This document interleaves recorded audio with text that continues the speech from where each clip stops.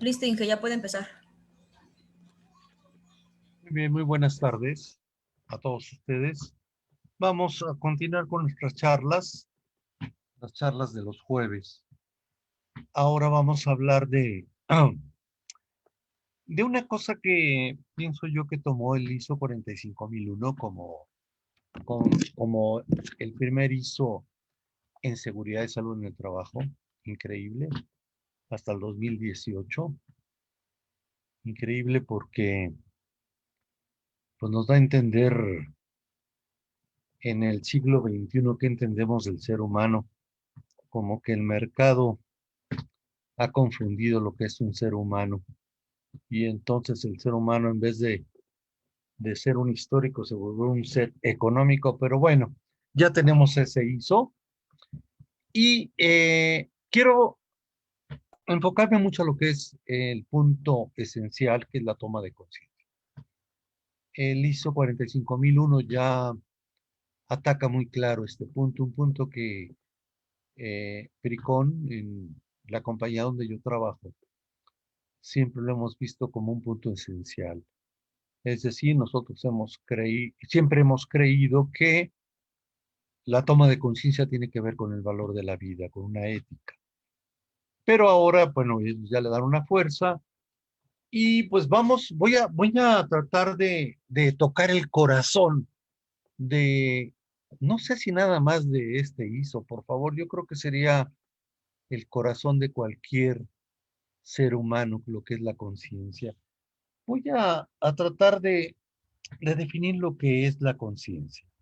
Es abrir los ojos desde el interior, me dice esta definición, para ser consciente lo inconsciente, impresionante, y así poder dar el paso e iniciar toda una revolución personal. Es decir, cuando alguien toma conciencia, es un despertar. La conciencia tiene que ver con el conocimiento. Los griegos le llamaban la autarquía, es decir, el poder que tienes de dominarte, de poder controlarte. No nada más es tu conciencia, sino también la conciencia del otro, porque si no sería narcisismo, ¿no? Otra pregunta que sería importante contestar, ¿qué es la toma de conciencia?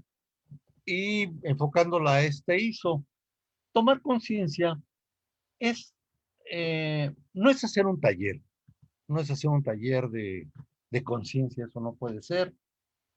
A veces hacemos esos talleres, no lo hacemos nosotros, no hacemos un taller de sensibilización, ahorita platicamos de eso, pero no es hacer un taller, es algo más profundo que nos provoque no nada más tomar conciencia con la gente que está en el peligro de su vida o inclusive de sus órganos, pero sino de toda la organización, incluyendo contratistas, incluyendo inclusive personal que tenga de alguna manera que dar apoyo a la organización. Y es provocar un interés por algo que a veces nos cuesta trabajo entender, lo que es el ser humano. Esa sería un poco la, el inicio de esta plática. Y normalmente, fíjense que cuando estamos con los trabajadores, yo trato de hacer un cuestionamiento y que les digo lo siguiente, les pregunto, oye, ¿para ti qué es la salud?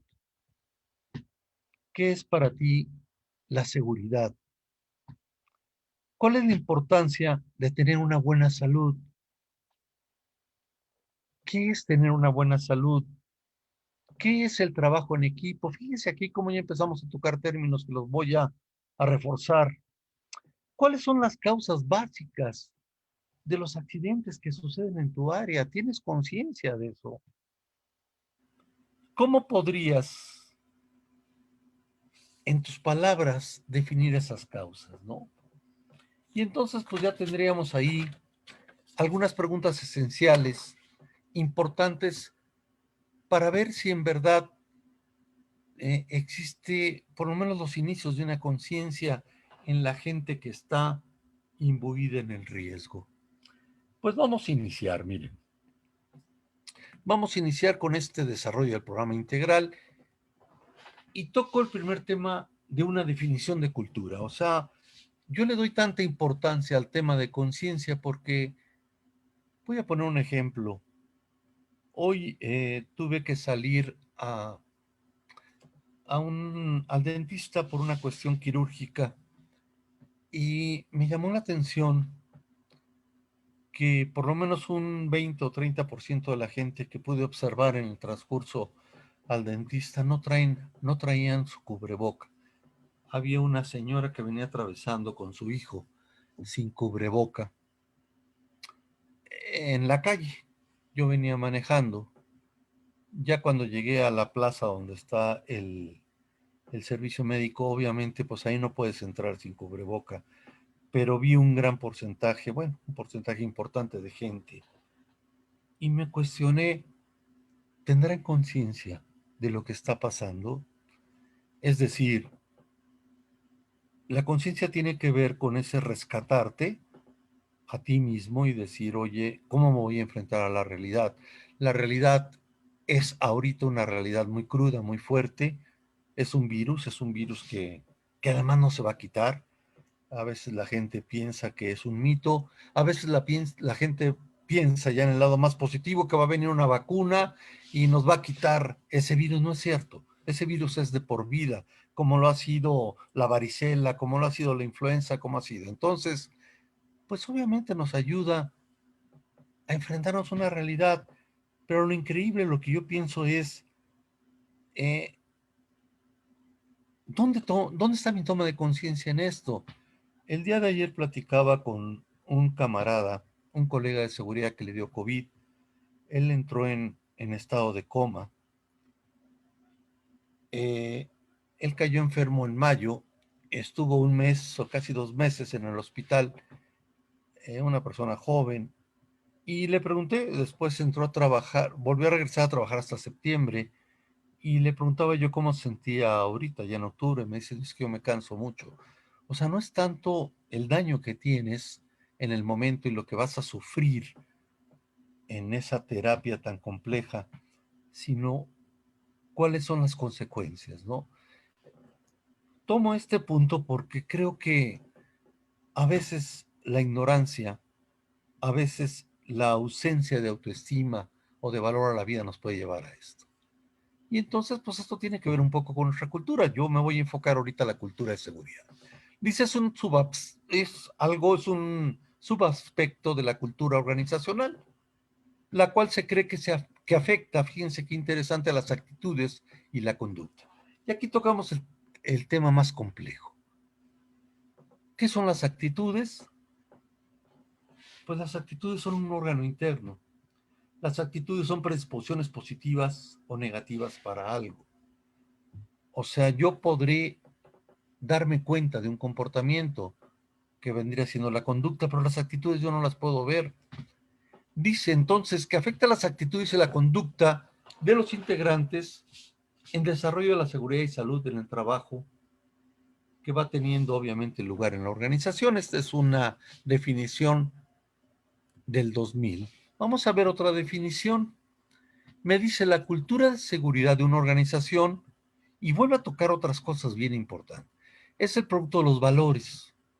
Pues aquí ya me está tocando un aspecto ético, un aspecto de conciencia, actitudes y competencias. Obviamente, yo no puedo tener unas actitudes o unos hábitos sanos si no tengo las competencias, si no he tenido la estructura cultural suficiente para poder enfrentarme a ellas. Y patrones de comportamiento. Vamos a ver cómo logro esos patrones. Sobre todo, vamos a hablarlo con respecto a la empresa. Grupales e individuales. Y aquí está una definición divina. Grupales e individuales. Es decir, somos entes sociales. Y van a ver que cuando armamos equipos de trabajo, que voy a hablar de esto, va a ser necesario que ellos, en forma muy corta, platiquen con todos sus compañeros, porque lo que te mueve es el aspecto social. Yo puedo ser muy consciente, pero si la gran mayoría se burla de que yo esté usando ciertos equipos o de que utilice ciertas prácticas, va a ser posible que yo las cambie.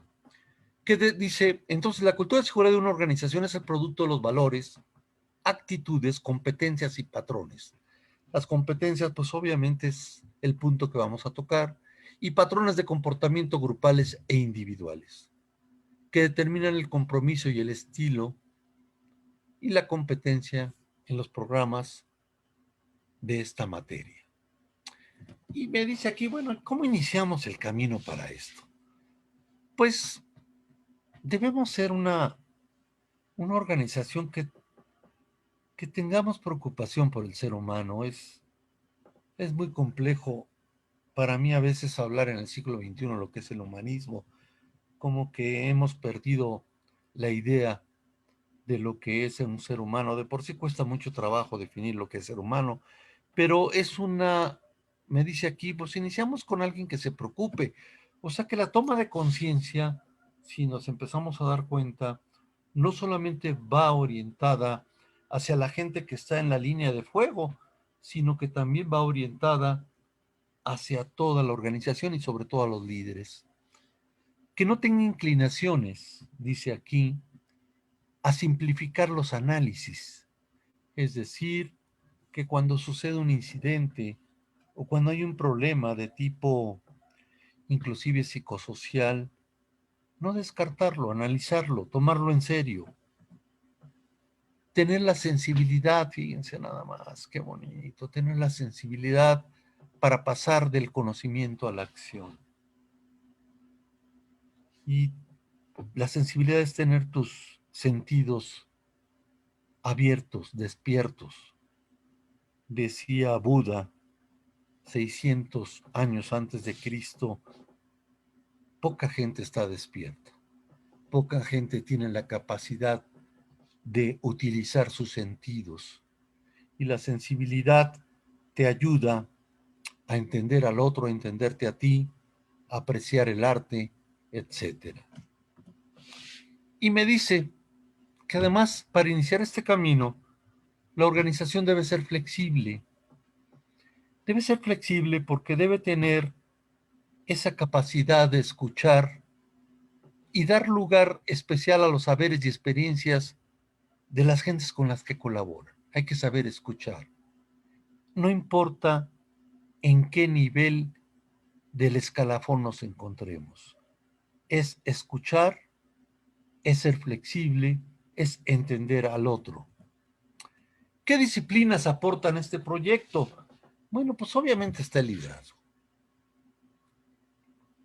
De esto, pues hay muchas teorías, se ha hablado mucho de esto del liderazgo. Yo creo que en este país hablar de liderazgo a veces suena a una risa porque lo que menos hemos tenido en nuestro proceso político, sobre todo social, ha sido liderazgo. Creo yo que el único presidente que tuvo una visión de lo que quería de este país era Lázaro Cárdenas. Pero de en adelante hemos tenido una ausencia de liderazgo tremenda. Y esto no nada más lo llevo a nivel país, lo llevo también a nivel familiar. Hemos sido campeones en provocar familias disfuncionales con estos liderazgos. Tener un enfoque sistémico, es decir, pues sí, si yo quiero entrar en un proceso de cambio de actitudes, de cambiar hábitos, pues debo tener una plataforma que me ayude a reconocer cuáles son las áreas de oportunidad de mejoras continua. Tengo que utilizar la psicología, pues obviamente. La psicología nos va a ayudar a entender qué es lo que está motivando intrínsecamente al ser humano y además extrínsecamente qué podemos hacer para alentarlo. No, yo no puedo motivar a la gente, yo puedo provocarlos, yo puedo apoyarlos, pero si su psicología intrínseca es muy importante, porque pongo un ejemplo, por ejemplo, de repente hay alguien que quiere aprender a tocar piano y increíble, se pone a aprender a tocar piano sin que, y a lo mejor y en la familia existe esa tradición, después lo deja, o de repente empezamos, alguien le da por leer literatura, Kafka, Proust, ay, Dostoyevskis, deja de leer. No sabemos esas cuestiones, qué tanto sucede, que esos cambios tan importantes, pero sí sabemos que es el aspecto en motivación lo más importante, la psicología. Luego hablamos de la logoterapia. La logoterapia tiene que ver ya también con ese reconocerte, con ese encontrarle sentido a la vida. Eh, tenemos también el PNL, que también la programación neurolingüística ya se mete más con el lenguaje, pero sigue hablando de ese proceso de valoración, de ese proceso de autoestima. Después entramos a un tema que hay que tener mucho cuidado porque pienso que se ha explotado de una manera muy comercial lo que es la inteligencia emocional. Yo creo que hay que tenerle la suficiente madurez para entender lo que es esto. Yo creo que si no tienes inteligencia racional, de nada sirve la inteligencia emocional. La inteligencia racional es básicamente lo que nos diferencia de los animales, no a todos los seres humanos, pero bueno, vamos a decir que una gran parte, vamos a decir que la inteligencia es lo más democrático, más o menos que se ha repartido entre los seres humanos. La inteligencia emocional no. La inteligencia emocional hay que ejercitarla y es otro cerebro que nos ayuda a ver nuestras características desde el punto de vista emotivo y cómo controlamos y cómo manejamos estos aspectos emocionales. Y después viene otra herramienta que para mí también y para nosotros como despacho ha sido muy importante, que es el DEO, el desarrollo organizacional.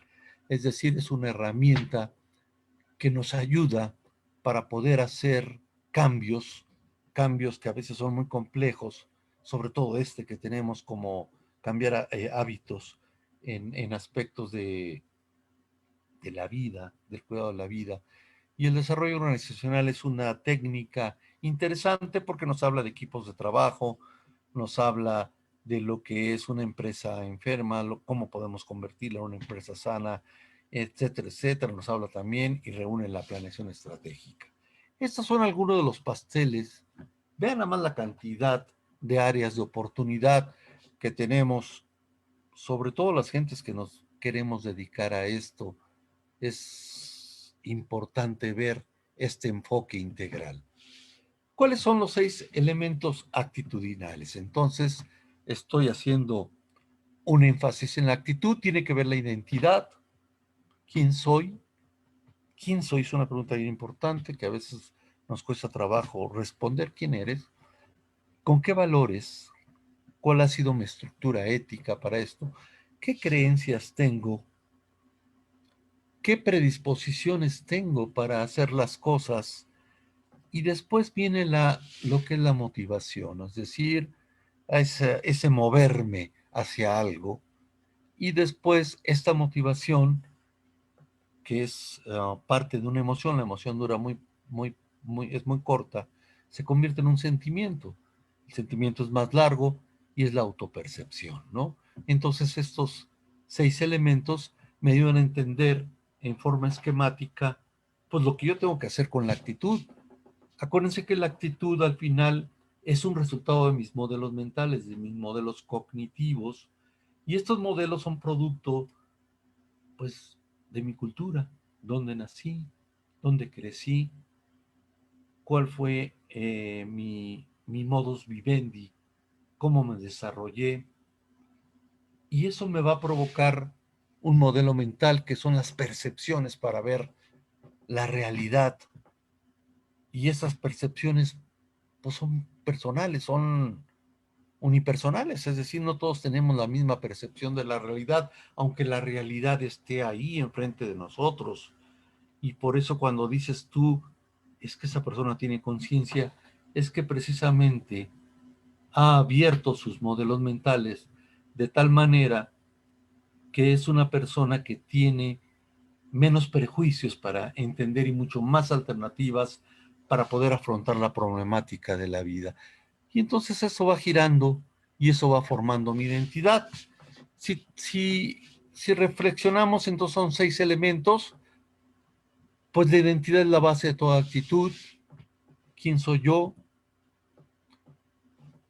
Mi ética, mi estructura, pues va a reforzar mucho mis actitudes, y la ética tiene que ver con lo más práctico de la filosofía, es decir, la ética es algo razonable, se tiene que utilizar la razón. Estas creencias pues van a fortalecer mis actitudes, van a provocar que yo tenga actitudes más positivas, sobre todo con respecto a mi cuerpo, a mi vida. Estas predisposiciones van a guiar a mis actitudes y van a motivarme y van a empezar a ser el inicio de una actitud diferente para ver las cosas.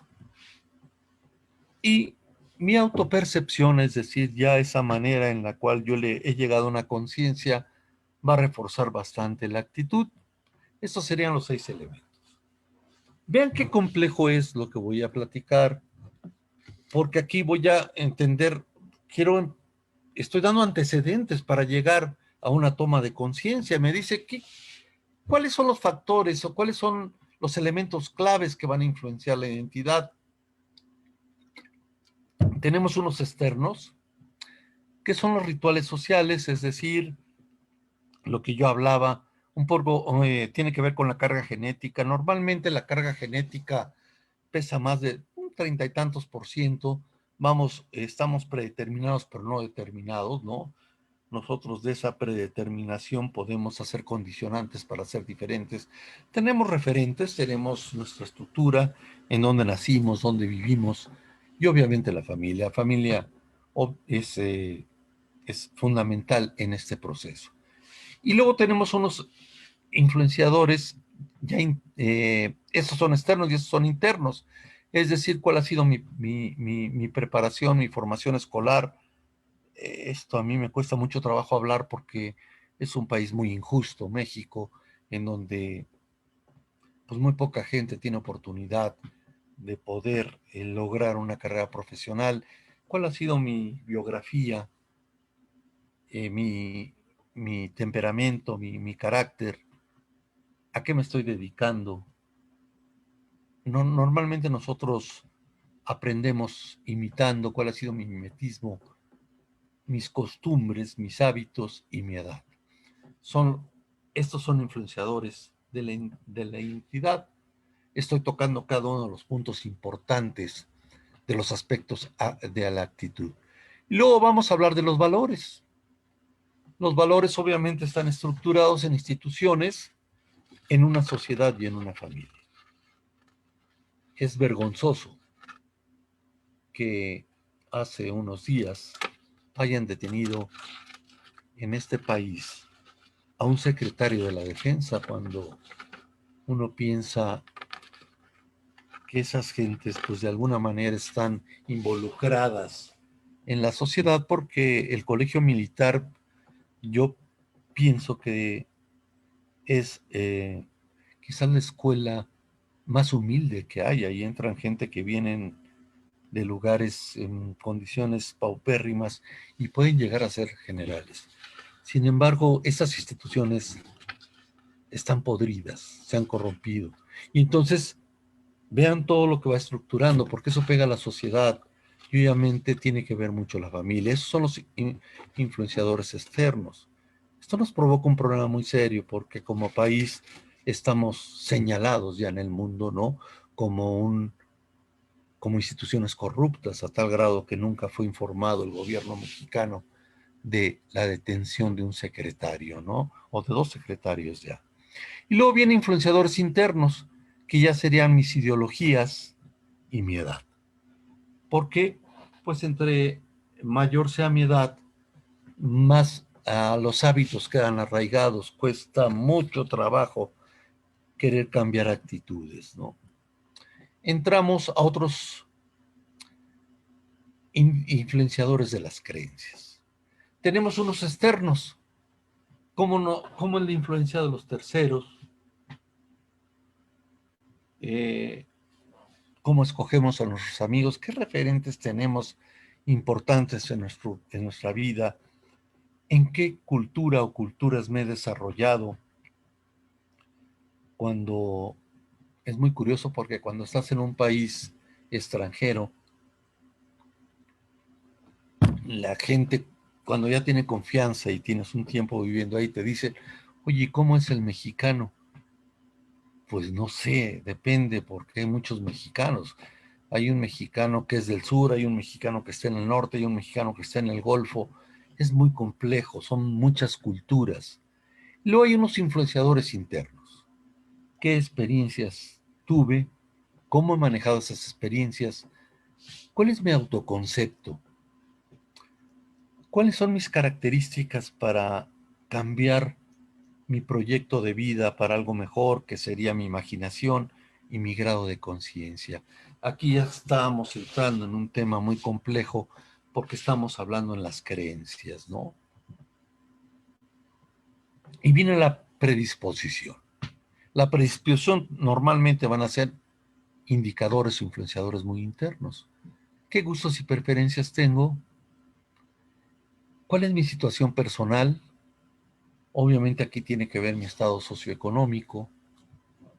Es decir, cuando en un país existe una pobreza como la de México que abarca más del 50%, pues la pobreza tiende a deprimirte, tiende a crearte resentimientos, ¿no? ¿Cuál han sido mis estilos de aprendizaje? Y esto es, creo que un punto fundamental. Es decir, no podemos nosotros querer cambiar una actitud cuando mi enseñanza no toca el alma del ser humano. Y tiene que ver cómo me apropio yo de esta predisposición, qué expectativas voy a tener después o durante y en el futuro de estas cuestiones. La información que estoy recibiendo es bien importante. Ahora estamos llenos de información, pero muy poco de comunicación.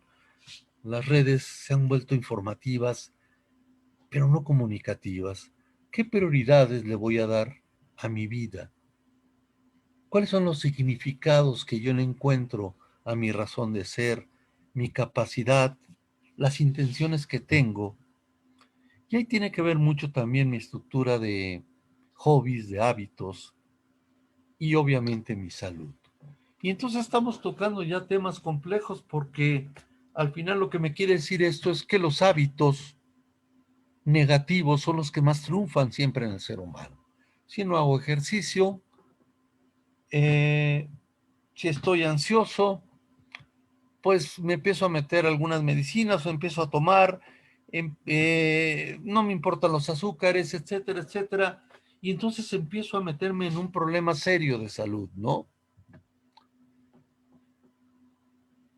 Y vamos a la motivación.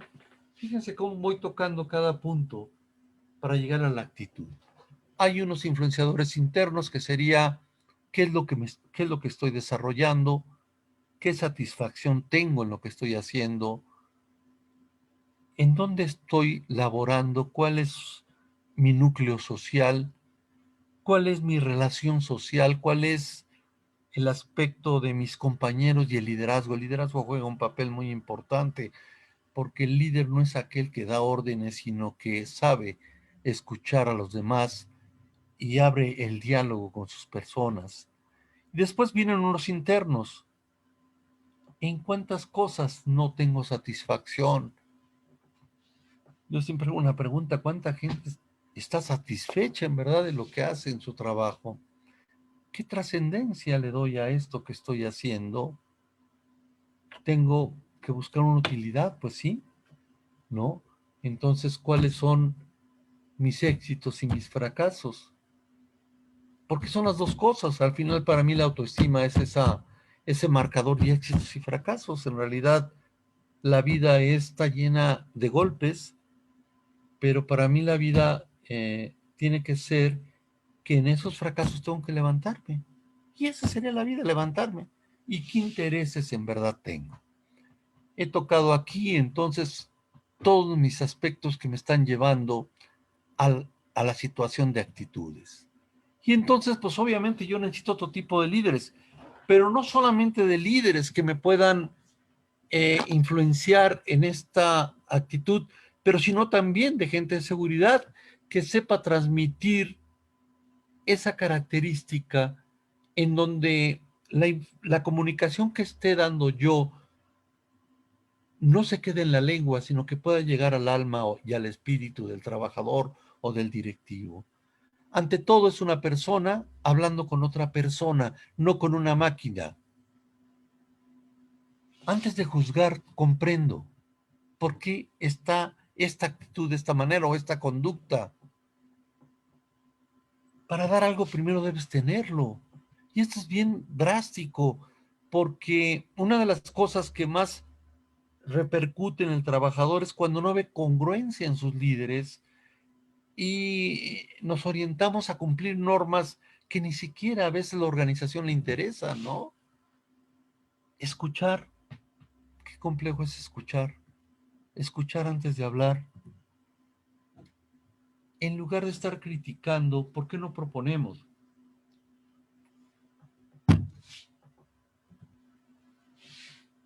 El cambio no es un evento, es todo un proceso. Es decir, yo no voy a tener soluciones a corto plazo, por favor. Yo tengo como líder que planear bien claro que mi proceso va a ser de mejora continua y es a largo plazo. Y esa está preciosa. Cuando me cambia la actitud, cambia todo. O sea, si yo cambio de líder como actitud, voy a cambiar. Por ejemplo, a mí en este confinamiento, yo le he llamado como un libro de un escritor francés que se llama Marcel Proust, que se llama En busca del tiempo perdido. Es decir, las reflexiones que tienes para mí han sido muy interesantes porque empiezas a hacer como un resumen de tus errores y de tus éxitos. Dice, pues vamos a tratar de buscar cambios, cambios trascendentes, es decir, no un cumplimiento de una norma, sino un proceso de convencimiento, un cambio de hábitos, un cambio de actitud en el de fondo y obviamente mirarlo a largo plazo, ¿no? Consideramos un líder que tiene esta tendencia, lo considera como un ser misterioso con potencial y no se mete en su pasado. Cada persona está preciosa, es una obra de arte. Esto está precioso, esto me gusta mucho porque el arte es lo más sensible que deja un ser humano. El arte es precisamente la esencia del ser, ¿no? Y hay que saber apreciar el propio espíritu. O sea, lo que me está diciendo aquí es, ¿cómo quiero yo que la gente cambie de actitud si mi actitud sigue siendo estancada? Y entonces aquí sí necesitamos ya formar un equipo. Miren, aquí estamos viendo el agarrón en la tribuna de San Lázaro, ¿no? Somos muy pobres en entender lo que es la democracia todavía en nuestro país y en muchas partes del mundo. Pero vamos a ver la definición. Es un conjunto de personas con talento y habilidades, es decir, la gente tiene talento, pero tengo que proporcionar habilidades complementarias que están directamente relacionadas entre sí, o sea, llevan una relación muy interesante, que trabajan para conseguir objetivos determinados y comunes, con un alto grado de compromiso, con un conjunto de metas, pero algo previamente acordado, pero además ellos en el proceso de este equipo consideran que son responsables, es decir, un equipo de trabajo es muy diferente a un grupo. Ahorita vamos a tratar de hacerlo más claro. Entonces, para hacer este tipo de cambio, sí necesito crear equipos de trabajo. ¿Por qué trabajar en equipo? Bueno, pues porque yo tengo que hacer varios cambios, ¿no? Mi óptica individual, ¿cuál es el concepto que se tiene de, de la vida, la seguridad, la autoestima? ¿Qué beneficio es mutuo? ¿Cómo comparto como ente, como el ser humano es un ente sociable? Y vamos a la óptica organizacional, cómo estructuramos nuestras habilidades la sinergia, que es bien importante porque esa es la que me va a ayudar a generar más conocimientos, tanto para mí, que estoy en el departamento de seguridad para el líder, para la organización, la óptica organizacional, pues vamos a tener una óptica diferente con respecto al compromiso y desarrollo. Somos mucho más flexibles en un equipo de trabajo, entendemos al otro y estimulamos algo que es impresionante, que es la creatividad del operador y de la gente que está, o inclusive de los contratistas. ¿Qué factores hacen un equipo exitoso? Pues la práctica la tenemos en un principio. Me voy al lado izquierdo, tiempo, pues si lleva un tiempo, la toma de decisiones, una comunicación real, no una comunicación demagógica, una misión y una visión clara, tienen un tiempo de vida los equipos de trabajo. ¿Cómo voy adquiriendo este compromiso? Vean qué complejo es esto, porque normalmente los equipos de trabajo, la gente que más participa son los trabajadores y los que tienen menos interés en esto a veces son los líderes, que es el punto que está abajo y que yo lo pondría arriba. El liderazgo deja mucho que desear en la formación de equipos de trabajo. Que los objetivos sean muy claros, darle seguimiento y estar provocando que estos equipos no se estanquen, que haya un entusiasmo. ¿Voy a tener resistencias al cambio? Pues qué increíble que tenga resistencias al cambio. Si no tengo resistencias al cambio es que no estoy cambiando nada. No sabe, pues informo, oriento, enseño. No puede, pues lo entreno, lo capacito, lo formo, lo desarrollo o lo adapto. Oye, no, a lo mejor esta persona no tiene las características antropométricas, no están las características biológicas y antropométricas, perdón, para poder desempeñar ese puesto. No cree, pues trato de involucrarlo, lo convenzo, lo sensibilizo, lo confronto. No quiere. Bueno, pues entonces le pongo bien claro cuáles son las reglas del juego.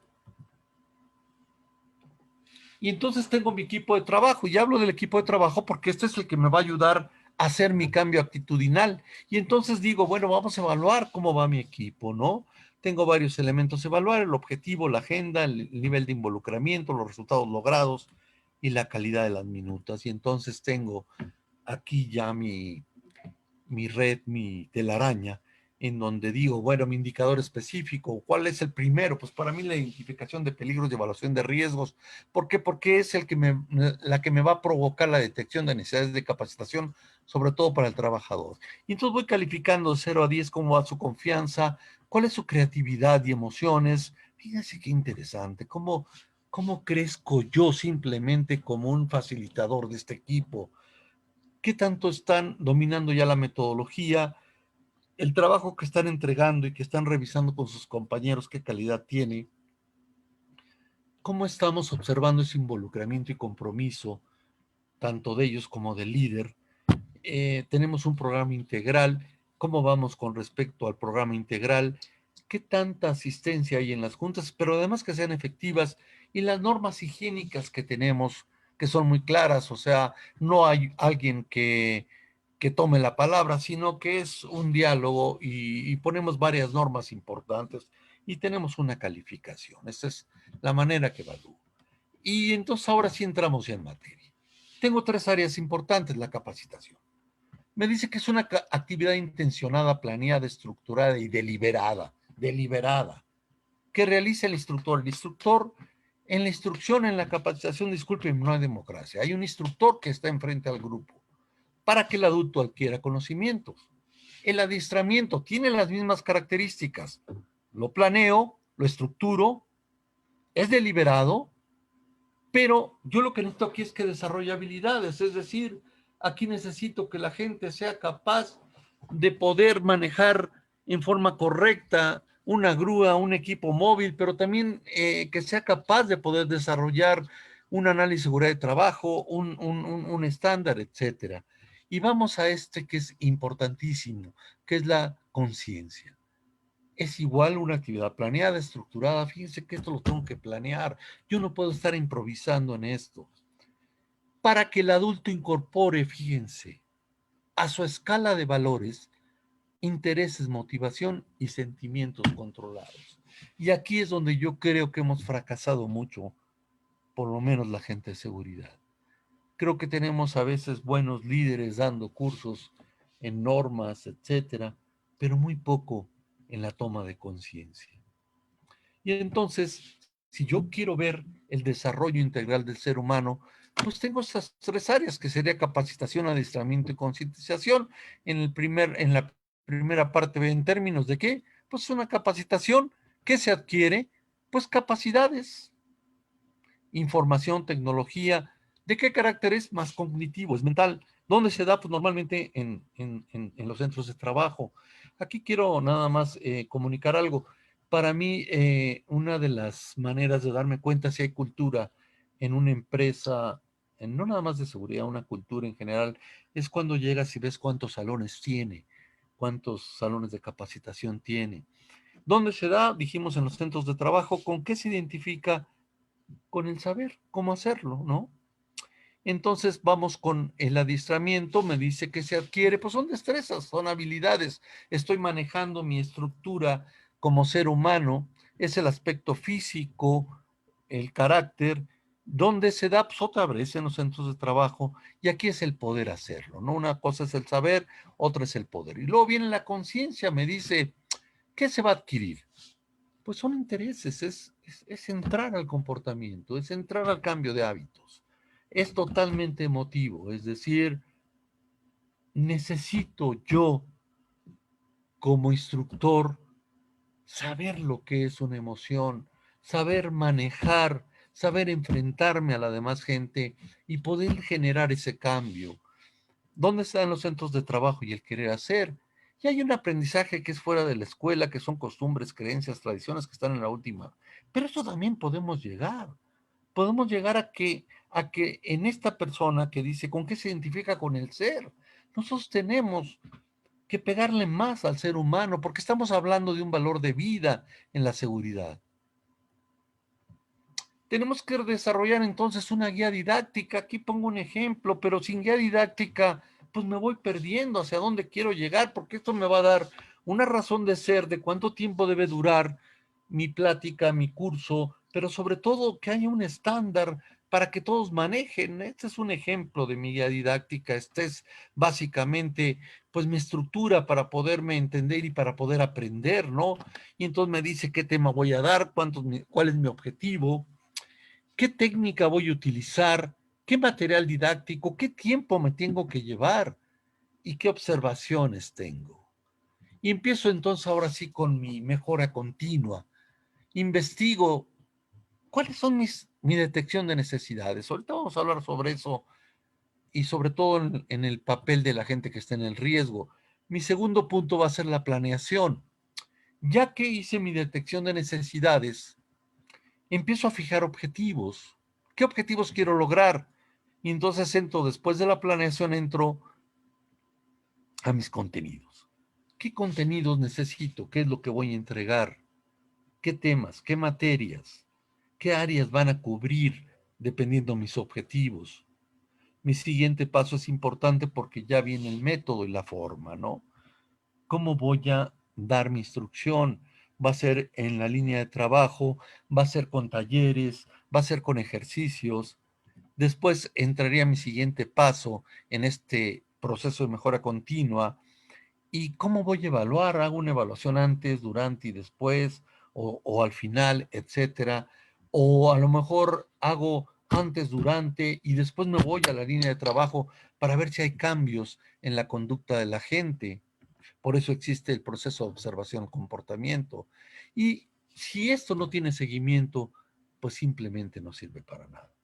Entonces voy a ver qué es lo que yo estoy utilizando de energía en este cambio de actitudes y que no se convierta un dinero que se está yendo un barril sin fondo, ¿no?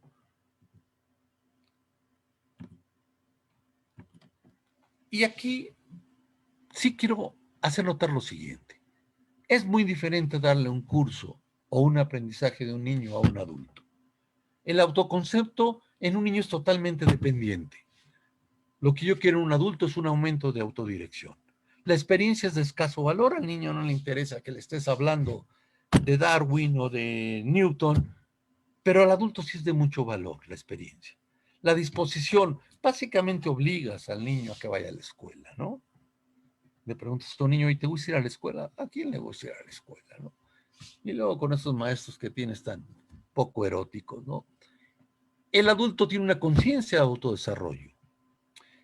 ¿Cómo lo va a aplicar? El niño no tiene ni idea. El niño lo que quiere es jugar. Y después, pues, los niños me fascinan, porque cuando juegan es la vida. Cuando ellos juegan es algo serio y así deberíamos dedicarnos nosotros. Cuando tú estás trabajando y a la vez juegas es algo serio. El adulto es inmediato. Es más, ya le hacía falta, ¿no? La orientación hacia el aprendizaje está muy centrada en la materia y aquí más bien en los problemas que tenemos en la empresa. El clima de trabajo, pues es muy adulto, ¿no? Es autoridad. Aquí es informal, es de un respeto mutuo, es de una democracia, es colaborativo. La planeación, pues básicamente la va a hacer el maestro, que a mí creo que no debería ser nada más el maestro, sino también los padres de familia y entrar más gente a discutir lo que un niño, inclusive en la primaria, debe aprender. Aquí es una planeación que la haces con los equipos de trabajo y los equipos de trabajo tienen que ir con los trabajadores para decirles, oigan, está bien lo que nos van a mostrar, está bien este estándar, se entiende bien esta práctica segura. El diagnóstico en este concepto lo va a hacer el maestro. Aquí es un autodiagnóstico, lo que nos interesa es que ellos hagan una autoconciencia. Los objetivos los pone en un niño el maestro. Aquí es una negociación de objetivos, porque desde una planeación se hizo mutua. Las actividades, básicamente es una transmisión, y aquí tengo que tener mucha participación, tengo que hacer trabajar a la gente, ellos no están acostumbrados a salirse de repente de su horario de trabajo y sentarse, entonces necesito hacerlo más activo, ¿no? La evaluación normalmente en un niño la hace el maestro, aquí la hace el grupo, el instructor y la organización, y nos ponemos todos a discutir cuál fue la evaluación y qué áreas de oportunidad tenemos. Pero lo que sí quiero ver es que hay una diferencia tremenda a darle una plática a un adulto. Fíjense que aquí he recibido experiencias a veces muy tristes cuando tengo que ir a una organización a dar un curso que puede ser técnico. La gente llega, voy a poner un ejemplo, voy a poner el ejemplo de candadeo, voy a dar un curso de candadeo, 4 horas. Y entonces mi tema se llama los modelos mentales y el proceso de candadeo y recertificación. Entonces los trabajadores llegan con una cara de molestia tremenda. Después les hago talleres y digo, a ver, vamos a hacer un taller, vamos a hacer un roleplay de cómo se hace el candadeo aquí en la planta. Y es una burla tremenda la organización. Hay trabajadores que hacen el curso, lo dividen en 4 grupos y de repente alguien les da, bueno, señores, pues este es el candadeo. Y entonces los trabajadores dicen, bueno, ¿y dónde está mi candado y mi llave? No, pues no hay. Y entonces no se van. Y además hacen cosas reales, porque después esos trabajadores a las 3 horas los encuentran sin candado y sin llave y los castigan, ¿no? Entonces, bueno, pues sí hay una diferencia tremenda entre el adulto. La detección de necesidades de capacitación, todo lo que vemos aquí, está orientado a una retroalimentación de los trabajadores, a un comentario también de los capacitadores. Muy pocas veces le pedimos un comentario de la gente que dio el curso. Acercarnos con los líderes para ver esa materia prima o esa dosis que utilizamos, qué tanto está haciendo el cambio de actitudes en la gente, que se tiene que verificar en cambio de comportamientos, la revisión de los análisis de tareas, procedimientos, a lo mejor un procedimiento no está claro, por eso siempre lo hacemos en equipos de trabajo.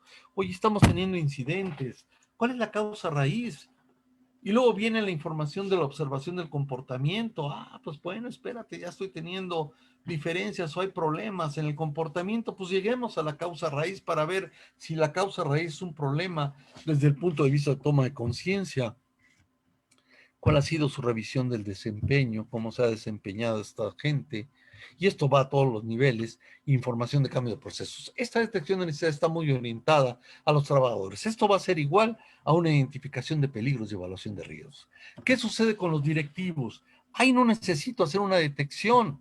¿Por qué? Porque ya está determinado. Afortunadamente ya hay un trabajo hecho desde los años 70, 80 simplemente hay que actualizarlo y entonces yo tengo unas 40 horas como mínimo antes de iniciar este proceso. ¿Cuáles son las causas y consecuencias de los accidentes? Oye, ¿cómo administras la seguridad? ¿Qué es el liderazgo en el control de pérdidas? ¿No? Al final, cuando tú le preguntas a alguien, oye, ¿tú sabes lo que es la administración del riesgo puro? ¿No? ¿Qué es eso? Le dice un director. Pues la administración de los accidentes. El riesgo puro tiene consecuencias totalmente negativas, no es como el riesgo financiero. Oye, ¿cómo se realiza una investigación? Fíjense, qué experiencias he tenido cuando nos ponemos a dar el curso con directores de empresas fuertes, famosas, y ponemos a los directores y los dividimos en grupos y nos repartimos los accidentes que ha habido en la empresa. De repente hay directores que dicen, ¿y cómo corrimos a este trabajador por algo que nosotros tuvimos que ser responsables? Técnicas de inspección, muy orientado al aspecto de condiciones. Mi análisis de seguridad de trabajo, que es básicamente mi práctica, mi instructivo, seguro, todos mis procedimientos, mis permisos. ¿Qué hacer en para una preparación de emergencia? Ellos forman parte de este comité. ¿Cómo voy a medir proactivamente la prevención de riesgo y la salud? ¿Cómo voy a gestionar la salud ocupacional? ¿Qué es la higiene industrial? No es irte a lavar las manos, es irte a lavar la mente para tener un aspecto mucho más saludable desde el punto de vista ergonómico, desde el punto de vista químico, físico, etcétera, biológico. ¿Cómo vamos a administrar el medio ambiente y cómo vamos a cumplir administrativamente para que podamos ser evaluados cada medio año? Y normalmente pesaría, cuando tengo todos mis indicadores, el 30% de ese aumento. Y entonces ahora sí, para los trabajadores tengo que hacer una identificación de peligros y evaluación de riesgos. Es decir, esta es la manera más profesional de poder detectar qué es lo que requiere el operador dependiendo su trabajo. Aquí me dice, bueno, pues tengo en mi primer renglón qué actividades, qué equipos, etcétera, qué puesto de trabajo, qué peligros encontré en su puesto de trabajo. Esto se hace con los mismos trabajadores. ¿Cuál fue el disparador? ¿No? Bueno, pues, ¿cuáles son las consecuencias de ese riesgo? ¿No? ¿Qué controles tengo ahorita? Y empiezo a utilizar mi identificación de peligros para que después me vaya dando al final pues una matriz de entrenamiento. Es decir, aquí yo lo que quiero es tener una matriz de capacitación por áreas. En esta capacitación por áreas, bueno, pues pongo algún ejemplo, ¿no? Es el área de una planta, es el área de pintura. Aquí vienen todos mis reforzadores, aquí viene la gente que tiene que recibirlo y aquí tiene la estructura. Pero en una matriz de capacitación, yo tendría que tenerla, por ejemplo, si tomamos el caso de pintura, yo tendría que tener mi matriz de capacitación desde el gerente hasta la actividad más modesta, inclusive el personal de limpieza. ¿Cuáles son las características que debe ir recibiendo cada uno de los integrantes? Obviamente, entre más esté la persona cerca del peligro, pues sus condicionantes, sus insumos, pues son muy claros con respecto al peligro, pero esos peligros fueron identificados por sus propios compañeros de trabajo y discutidos con todos ellos. Y ellos evaluaron el riesgo y nosotros dimos seguimiento a esto. Entonces, yo no puedo llegar a una empresa y decir, por mi experiencia creo que necesitan este curso. Por favor, se requiere hacer un trabajo profesional, que este trabajo nos lleva aproximadamente 4 meses mínimo para poder sacar una identificación de peligros de evaluación de riesgos que como resultado final no solamente nos va a dar el grado de riesgo, pues, sino también nos va a provocar tener una matriz de capacitación. Y bueno, pues ya estoy terminando, ¿cómo ven?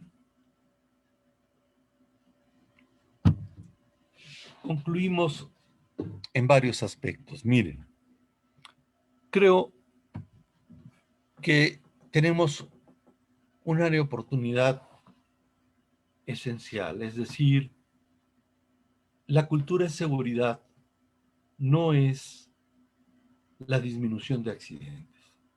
La cultura de seguridad, desde mi punto de vista de seguridad y salud ocupacional o salud en el trabajo, sería cuál es la percepción del riesgo que tenemos todos en la organización para poder interiorizarnos en el cambio de actitudes. La toma de conciencia tiene que ver con ese cambio de hábitos. Es decir, cómo estructuro un programa profesional para hacer estos cambios de hábitos.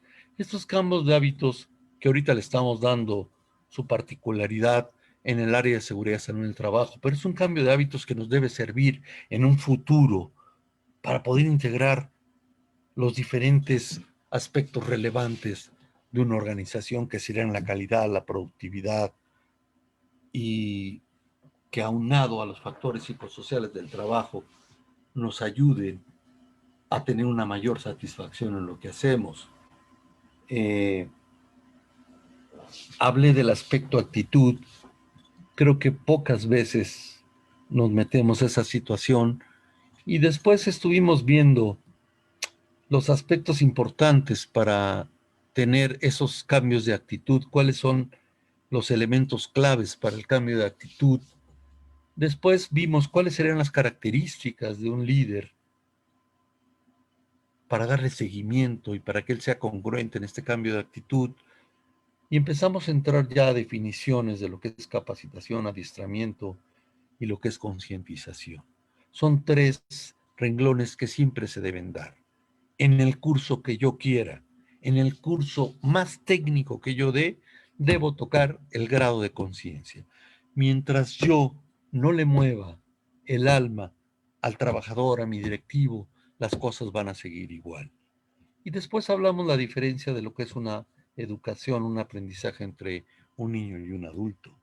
Y hay que tenerle mucho respeto a los dos, pero el adulto es alguien que requiere cosas muy claras, muy objetivas y que además se las pueda llevar a su casa.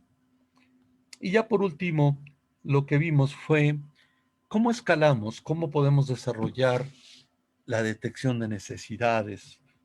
Vimos algunas entradas, algunos insumos importantes que al final eh, creo que el vector más importante será mi identificación de peligros y evaluación de riesgos.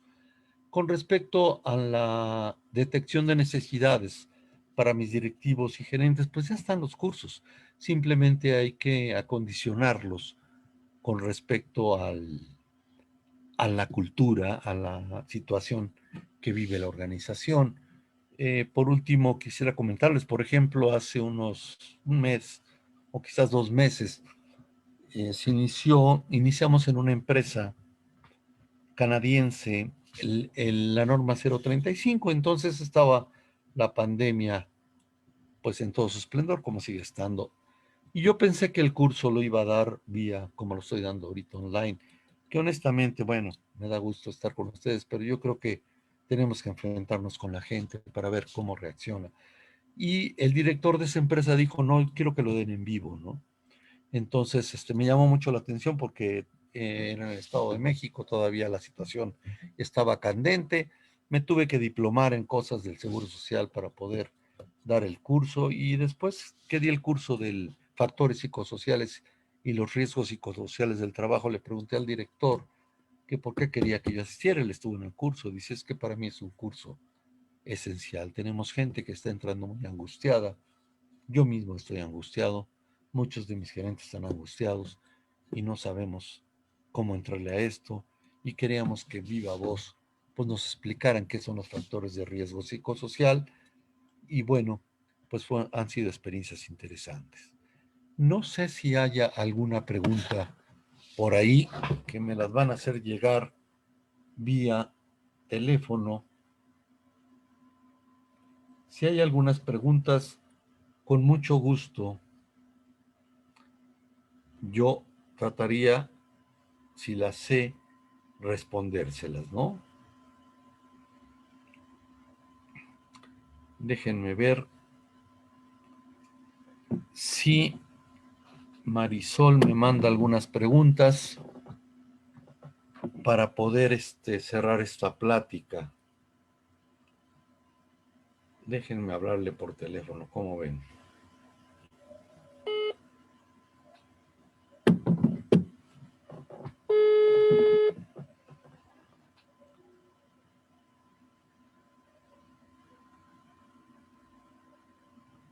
Creo que no tenemos preguntas, pero bueno, Les agradezco mucho su atención y les quiero informar que vamos a continuar los jueves en estas charlas, pero vamos a estar combinando las charlas con dos aspectos importantes.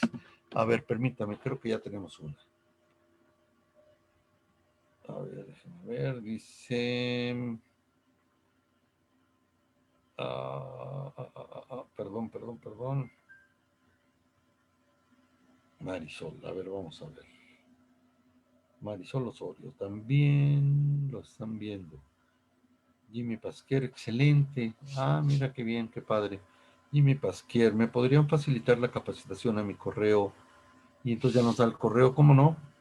Con mucho gusto, te lo mandamos. Les comentaba que vamos en noviembre, todavía no definimos exactamente qué días. Vamos a seguir con estas charlas que personalmente nos da mucho gusto, más los cursos que estamos dando lunes y martes. Y lo que queremos, ¿saben qué? Vamos a tener entrevistas, vamos a entrevistar a psicólogos, vamos a entrevistar a directores de empresa y vamos a entrevistarlos sobre estas áreas, vamos a entrevistarles, vamos a hacerles preguntas y vamos a hacer una especie de debate en donde nos gustaría que participen ustedes también en estas charlas. O sea, vamos a combinar entre charlas de temas específicos, pero también queremos involucrar a directores de planta, a directores corporativos de seguridad, a psicólogos, sobre todo por este aspecto de la pandemia, nos gustaría tener gente que pues que nos dé su punto de vista, que nos ilumine en este aspecto. Y entonces vamos a tener ahí unas especies de debates muy ricos. Pues yo les agradezco mucho que me hayan soportado y espero que se sientan bien, que tomen conciencia de lo que estamos viviendo y que esta conciencia ojalá nos ayude a ser mejores seres humanos. Muchas gracias.